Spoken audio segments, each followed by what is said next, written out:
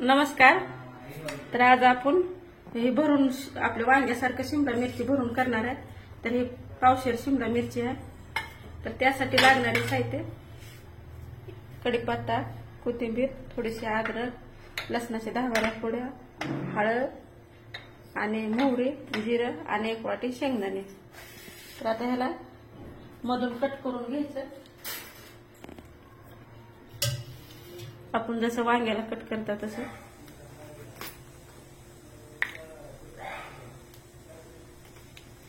छान लागते भरून. असं मुलांच्या डब्याला पण देऊ शकतात.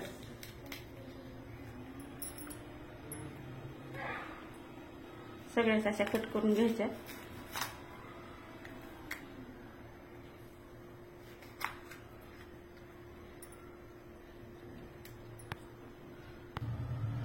तर मी सगळं हे कट करून घेतलंय. ह्याचं बी आतमधलं काढून घेतलंय.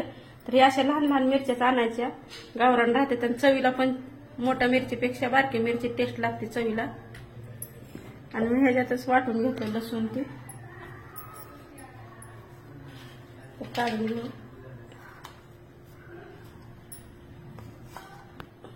तर आपली भरून मिरची करायला मसाला कुठे जास्तच लागते. शेंगदाण्याचं हळद टाकायची,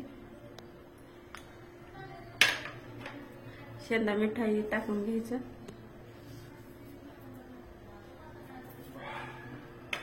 आणि आधीच मी लसूण मिक्सच वाटलं होतं शेंगदाण्यातच. छान असं मिक्स करायचं.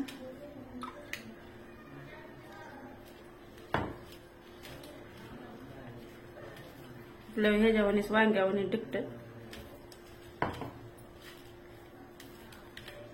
मुलांच्या पण डब्याला असं देऊ शकता आणि घरी पण आपण असं तोंडी लावायला खाऊ शकता. छान लागते ही बारकी मिरची.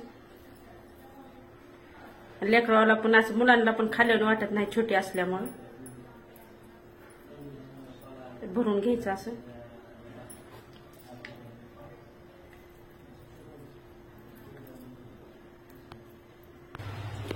तर कढई तापायला ठेवली होती. तेल टाकून घ्यायचं. आपल्या आवडीप्रमाणे टाकू शकता. कमी जास्त करू शकता तेलाचं.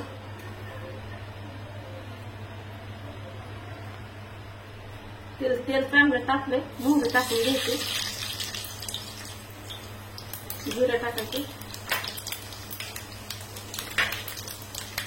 कढीपत्ता, थोडीशी कोथिंबीर तेलामध्ये वास छान येतो.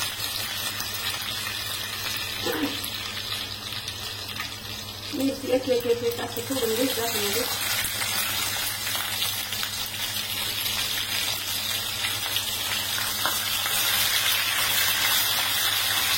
मस्त होते असे मसाला मिरची.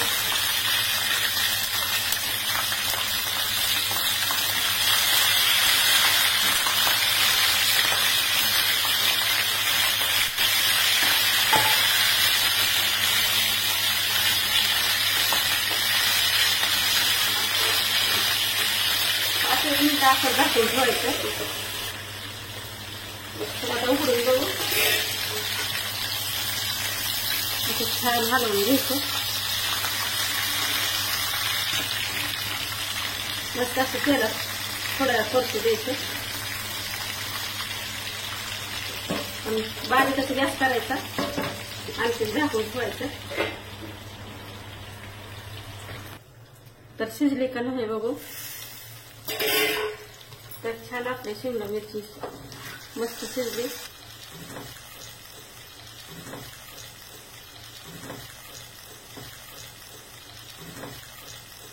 आता गॅस बंद करून घ्यायचा. वास पण छान सुटलाय. काढून घेऊ साईडला.